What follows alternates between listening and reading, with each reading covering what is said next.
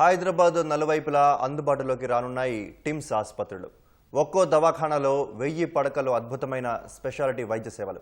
అందరికీ నాణ్యమైన వైద్య సేవల లక్ష్యంగా నిర్మాణం శరవేగంగా కొనసాగుతోంది.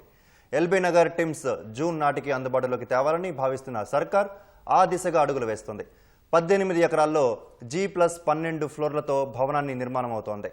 గ్యాస్ట్రో ఎంట్రాలజీ విభాగంలో సెంటర్ ఆఫ్ ఎక్సలెన్స్గా ఎల్బీ నగర్ టిమ్స్ని తీర్చిదిద్దనున్నారు. ఈ నేపథ్యంలో టిమ్స్ నిర్మాణం ఏ దశలో ఉంది, ఎలాంటి సౌకర్యాలతో ఆసుపత్రి అందుబాటులోకి రానుంది అనే విశేషాలు ఇప్పుడు తెలుసుకుందాం. మెరుగైన విద్య, వైద్యం ప్రతి ఒక్కరి హక్కు. ముఖ్యంగా పేద మధ్యతరగతి వారికి నాణ్యమైన సూపర్ స్పెషాలిటీ వైద్యాన్ని అందించేందుకు ప్రభుత్వం కృషి చేస్తుంది. ఇందులో భాగంగానే భాగ్యనగరానికి 4 వైపులా కూడా టిమ్స్ హాస్పిటల్ని అందుబాటులోకి తీసుకొచ్చేటువంటి ప్రక్రియ కొనసాగుతుంది. ప్రస్తుతం సనత్ నగర్, ఎల్బీ నగర్ ఆల్వాల్లో టిమ్స్ ఆసుపత్రుల కన్స్ట్రక్షన్ శరవేగంగా సాగుతుంది. ఇప్పటికే సనత్ నగర్ దాదాపు పూర్తవగా ఎల్బీ నగర్లో G+12 బిల్డింగ్ ఏదైతే ఉందో దాని కన్స్ట్రక్షన్ ప్రస్తుతం మనం చూస్తూ ఉన్నాం. ఏ స్థాయిలో ఉందనేది ఇక్కడ దాదాపు గత 2 నెలలుగా అయితే పూర్తి వేగంగా ఈ యొక్క కన్స్ట్రక్షన్ అయితే కొనసాగిస్తున్నారు. ఒక స్ట్రక్చర్ అయితే ఏర్పడడం జరిగింది. అయితే లోపల ఇంటర్నల్గా ఏదైతే దీనికి కావాల్సిన ఇన్ఫ్రాస్ట్రక్చర్ ఉందో దానికి సంబంధించిన ఏర్పాట్లు ఆ కన్స్ట్రక్షన్ జరుగుతుంది. 18 ఎకరాల్లో ఈ బిల్డింగ్ నిర్మిస్తుండగా అందులో 15 ఎకరాల్లో పూర్తిగా ఈ బ్లాక్ని మాత్రమే ఏర్పాటు చేస్తున్నారు. 1000 పడకలతో టిమ్స్ హాస్పిటల్ అందుబాటులోకి రానుంది. దీంతో పాటుగా 200 పడకలతోటి పేషెంట్ అటెండర్లకు కావాల్సినటువంటి ధర్మశాలని, మరోవైపు ఆ హాస్పిటల్కి ఎదురుగా చూసినట్లయితే కనుక మార్చరీని సైతం ఏర్పాటు చేస్తున్నారు. ఈ హాస్పిటల్కి 3 వైపుల నుంచి ఎంట్రీలు ఇవ్వనున్నారు. మరోవైపు రోగులు ఎవరైతే వస్తారో వాళ్ళకి ర్యాంప్ వాక్స్తో పాటుగా ఇక్కడ మనం చూసినట్లయితే కనుక గ్రౌండ్ ఫ్లోర్లో ప్రత్యేకంగా ఓపీ, నార్మల్ ఓపీ కోసం, ఫస్ట్ ఫ్లోర్లో ఎమర్జెన్సీ ఓపీ కోసం కూడా ఏర్పాటు చేస్తున్నారు. ఈ ఆపరేషన్ థియేటర్లు అన్నీ కూడా 2nd ఫ్లోర్లో అందుబాటులోకి వస్తాయి. 6th ఫ్లోర్లో దీనికి కావాల్సినటువంటి ఏదైతే మెటీరియల్ ఉంటుందో వాటన్నిటి కూడా స్టోరేజ్ కావాల్సిన ఏర్పాటు అయితే చేస్తున్నారు. 4 ఫ్లోర్లు జనరల్ వార్డులు గాను, ఒక 2 ఫ్లోర్లు పెయిడ్ వార్డులు గాను ఉండనున్నాయి. మొత్తం ఎవరైతే పేషెంట్స్ వస్తారో వాళ్ళకి సకల సౌకర్యాలు కల్పించే విధంగా హాస్పిటల్ అయితే తీర్చిదిద్దుతూ ఉన్నారు. జూన్ నాటికి ఈ ఆసుపత్రి అందుబాటులోకి వచ్చే అవకాశాలు కనిపిస్తున్నాయి. మరోవైపు ఇక్కడ దాదాపు 350 వరకు కూడా పడకల ICU బెడ్స్ని ఏర్పాటు చేయనున్నారు. ప్రతి బెడ్కి వెంటిలేటర్ సదుపాయాన్ని కూడా కల్పించనున్నట్టుగా తెలుస్తుంది. అంటే మెడిసిన్స్ ఇవ్వడం, మెడికల్ టెస్టులు, వాటి రిపోర్ట్లు ఎప్పటికప్పుడు వాళ్ళకి అందించేందుకు కావాల్సినటువంటి అత్యాధునిక టెక్నాలజీతో హాస్పిటల్ని అయితే రూపొందిస్తున్నారు. దీనికి బ్యాక్ సైడ్ 4 ఎకరాల్లో మొత్తం వైద్య కళాశాలను సైతం అందుబాటులోకి చేయనున్నారు.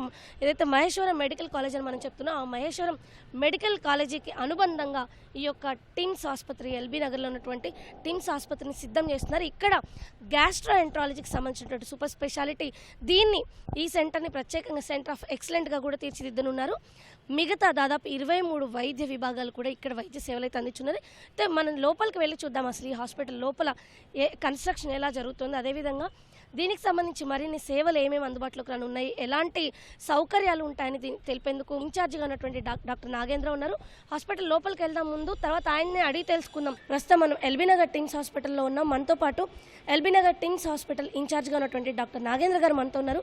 మరి ఇక్కడ ఏ సదుపాయాలు అందుబాటులోకి రానున్నాయి, ఈ కన్స్ట్రక్షన్ అంతా కూడా ఎలా సాగుతుందో ఆయన అడిగి తెలుసుకుందాం. సార్, కన్స్ట్రక్షన్ లాస్ట్ ఒక 6 మంత్స్ చూస్తే చాలా వేగంగా సాగుతుంది. సో ప్రస్తుతం ఏ దశకు వచ్చిందనుకోవచ్చు? ఈ ఎల్బీ నగర్ టిమ్స్ హాస్పిటల్ని ప్రత్యేకించి గ్యాస్ట్రో ఎంట్రాలజీ విభాగానికి సెంటర్ ఆఫ్ ఎక్సలెన్స్గా తీర్చిదిద్దున్నారు. దాని గురించి ఏం చెప్తారు?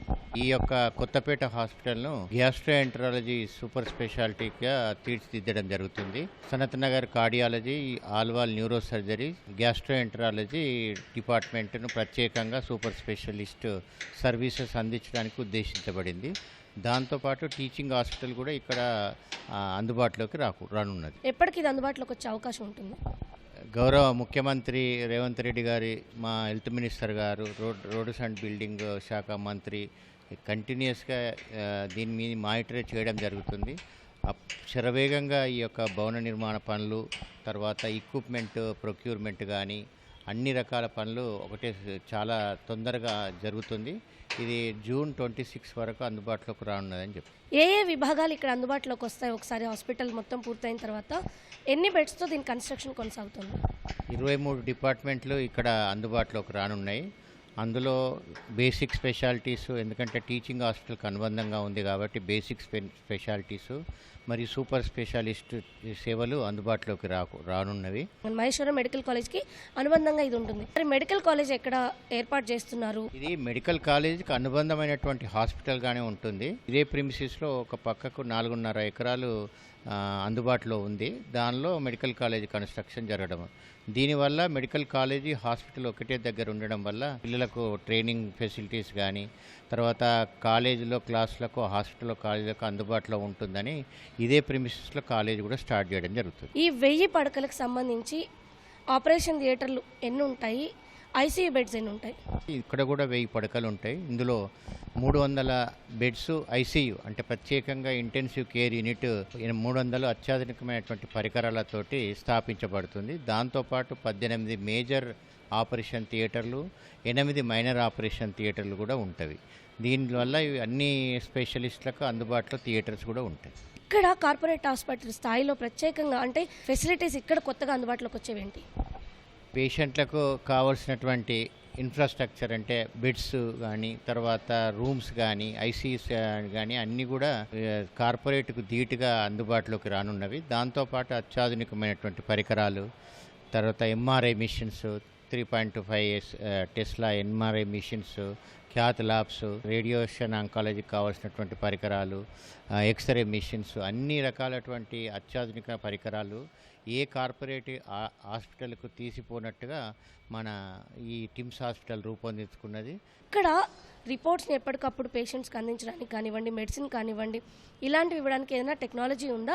ఈజీగా ఓపీ సిస్టమ్ అనేది ఏమైనా చేస్తున్నా? ల్యాబ్ గురించి మాట్లాడుకుంటే దీనికి న్యూమోటిక్ ట్యూబ్ సిస్టమ్ అనేది ఉంది. దీనివల్ల శాంపుల్స్ ఇమ్మీడియట్గా చేరవేత్తలకు రిపోర్ట్లు కలెక్ట్ చేసుకోవడానికి కూడా వీలవుతుంది. హెచ్ఎంఐఎస్ సేవల వల్ల ఆన్లైన్ రిజిస్ట్రేషన్ కానీ ఓపీ రిజిస్ట్రేషను, తర్వాత ఆఫ్లైన్ రిజిస్ట్రేషను, తర్వాత stream lining of the OP IP అన్నీ కూడా అడ్వాన్స్డ్ టెక్నాలజీతో చేయడం జరుగుతుంది. అటెండర్స్కి ఉండడానికి ఒక వసతి కల్పాలని చెప్పేసి ఇందులోనే ధర్మశాల కన్స్ట్రక్షన్ చేయడం జరుగుతుంది. దానివల్ల అటెండర్స్ బయటికి పోవడానికి వీలు లేకుండా మనకు ఇక్కడే అందుబాటులో రానున్నది. ఒకసారి ఇక్కడ హాస్పిటల్ అందుబాటులోకి వస్తే ఇప్పుడున్న పెద్ద హాస్పిటల్ మీద బర్డెన్ తగ్గడంతో పాటు చుట్టుపక్కల నుంచి ఎలాంటి పేషెంట్స్ ఇక్కడికి వచ్చి మంచి సేవలు పొందే అవకాశం ఉంటుంది?